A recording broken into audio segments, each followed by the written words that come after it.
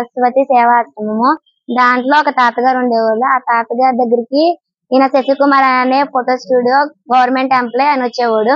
వచ్చి వాళ్ళ మేనకోడలో Lavanya care taker లా secondary చదువుతుంది. దాన్ని హాస్టల్లో కేర్ టేకర్ గా అంటే జాయిన్ చేపించడానికి వచ్చారు. తర్వాత వాళ్ళ వైఫ్ ఫణిశ్రీ అనే ఆమె వార్డెన్ గా జాయిన్ చేపించడానికి వచ్చారు. తర్వాత ఏమో ఆ తాతగారిని పంపించేశారు హాస్టల్ నుంచి.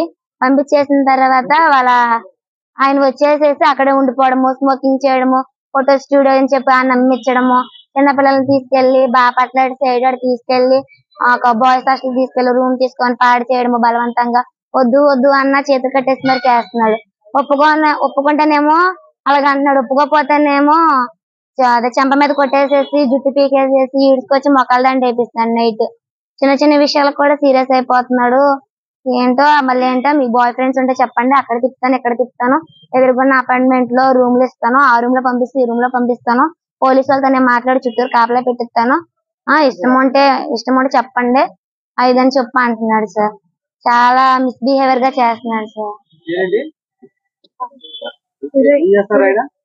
శశికుమార్ హాస్టల్ లో వెరిఫైర్ సార్.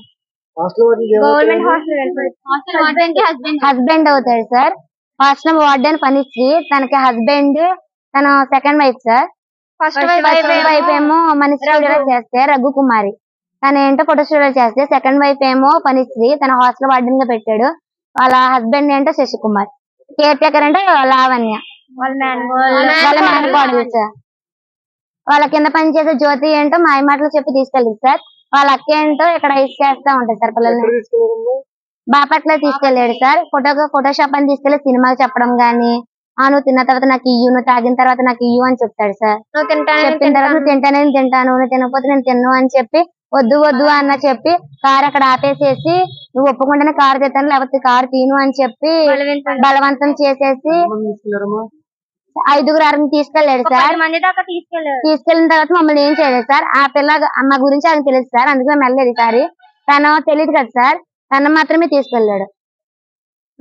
ఎవరికి తెలియకుండా ఫోటోగ్రఫీ అని చెప్పి తన మార్నింగ్ మొన్న ఆదివారం 7ంటికి తీసుకెళ్లి నిన్న సోమవారం 3ంటికి తీసుకొచ్చాడు సార్. ఈవినింగ్ వచ్చింది సార్.